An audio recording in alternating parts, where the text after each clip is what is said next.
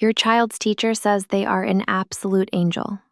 Their grandparents say they are the most polite, quiet kid in the world. But the exact second you walk into the room, they completely fall apart. They whine, they scream, and they refuse to listen. It feels like a personal attack. It feels like they are doing it just to punish you. But neurologically, it means you are succeeding. Welcome back to Golden Child Psychology.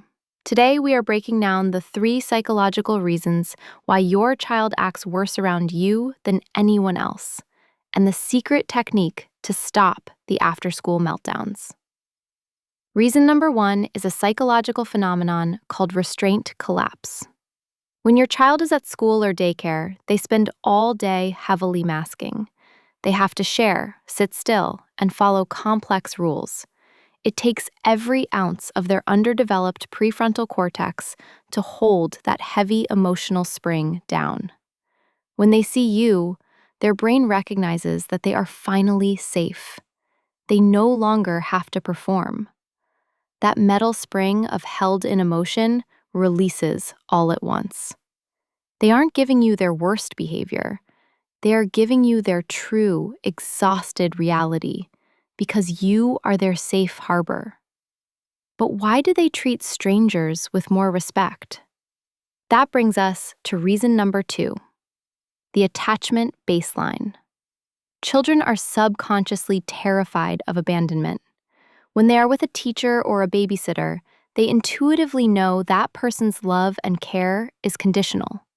They have to work for it by being good. But they know your love is an absolute, unconditional baseline. They do not have to earn their keep with you. Because their brain knows you will never abandon them, you become the designated punching bag for all their unprocessed stress.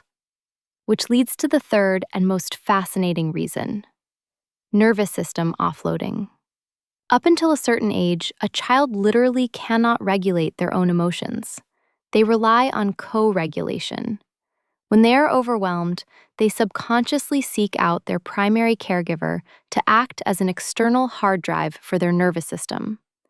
They throw a massive tantrum in your presence because they are physically offloading their dysregulation onto you, trusting that your mature adult brain can process it for them.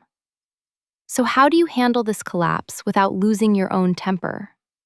You bypass their logic and target their body. You use a proprioceptive reset. When they melt down the second they see you, do not ask them how their day was. Do not ask them what is wrong. Their language center is completely offline. Instead, give them deep physical pressure. A tight, silent bear hug, a heavy weighted blanket, or letting them push against your hands as hard as they can. Deep proprioceptive input physically forces their nervous system to lower cortisol and release serotonin. You don't talk them down, you ground them down. So now, take a deep breath and subscribe to our YouTube channel to decode the hidden psychology of childhood every single day. See you in the next video.